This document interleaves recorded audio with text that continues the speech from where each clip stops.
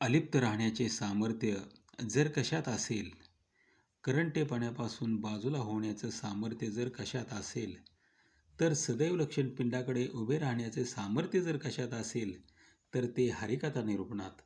आता ही हरिकथा कशी आहे, तर ही हरिकथा बरोबर अंतरामध्ये जाते आणि अंतरामध्ये नुसती जात नाही, एवढ्या सामर्थ्यानिशी जाते की तुमच्या आमच्या अंतरी असलेलं जे काळकूट आहे ते क्षणात बाजूला करण्याचं सामर्थ्य जर कशात असेल, तर ते हरिकथा निरूपणात. म्हणून पहिल्याला विसरलो तर मग राजकारण करायला चुकतो. राजकारण कोणाशी खेळायचं आहे? आपल्याला विषय विकाराशी राजकारण खेळायचं आहे. आज परिपूर्ण जाणीव तुम्ही आम्ही अंतरी घ्यायची. 1 ते 8 विषय तुमच्या आमच्या अंतरी आहेत.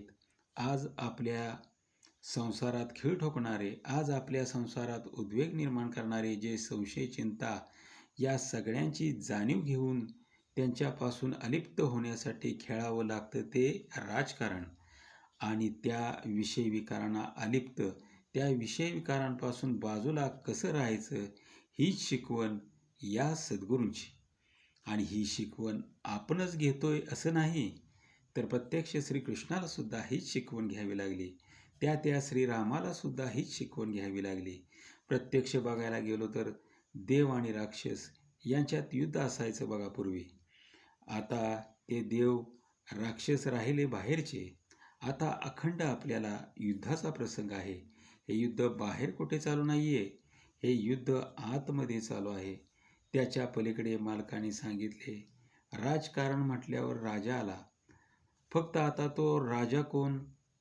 मन हा राजा. आणि या राजाकडनं उत्तमाचं राजकारण करून घ्यायचं म्हणजे अंतरी परिपूर्ण जाणीव, लिखाण असायला पाहिजे. हे राज्य व्हावे हे तो श्रींची इच्छा. जशी श्रींची इच्छा असेल त्याचप्रमाणे आपल्याला हे राज्य, या राज्यावर आम्हाला काय करता आलं पाहिजे? राज्य करता आलं पाहिजे.